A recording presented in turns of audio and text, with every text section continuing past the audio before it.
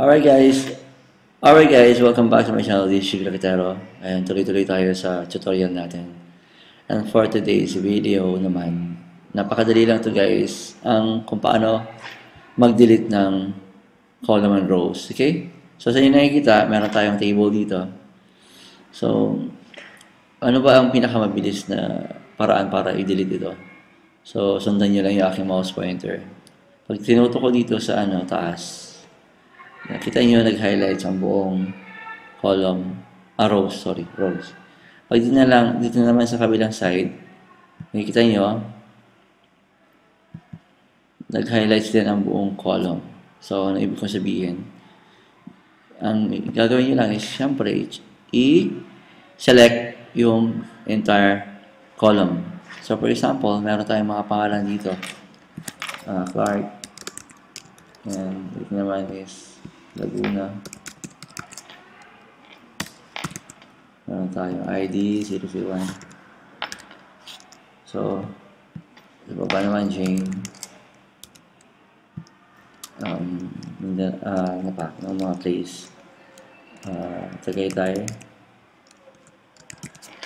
Meron tayong ID number naman na 93.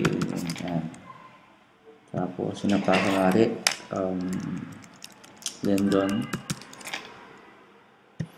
And then, Romblon. And then, ID number is, so yan. Last, lagay tayo ulit ang pangalan. Sample. Gaya. And then, ang lugar niya is, for example, sa Tanay. And then, ang ID number is, so guys, hindi napansin. For example, gusto kong i-delete ang Lendon. Si Lendon, nasa 5 na rows. Okay? So, select nyo lang yung number 5 and then right-click sa inyong mga mouse pointer. Kasi, ang gamit ko is MacBook. So, sa MacBook, double tap dalawang finger ito. Pag double tap nyo ito, ang dalawang finger, lalabas ito sa screen nyo. Ito ang nakikita nyo. Okay? So, delete.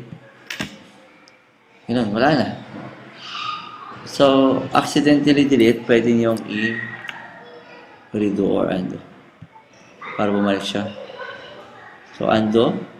Bumalik si Lendon. Nakita nyo yung undo? Dito. Ayan. Tapos, ito naman sa taas, pag gusto nyo i-delete yung buong column, itong address.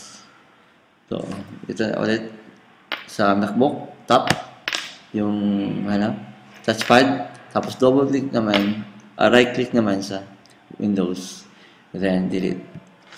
Okay? So, accidentally, na-delete nyo na naman, Command Z, or Control Z para bumalik, or dito sa undo. Okay? So, ganun lang siya kadali guys. Sana tindihan nyo mabuti kung gaano kadali mag-delete at mag-undo sa Excel.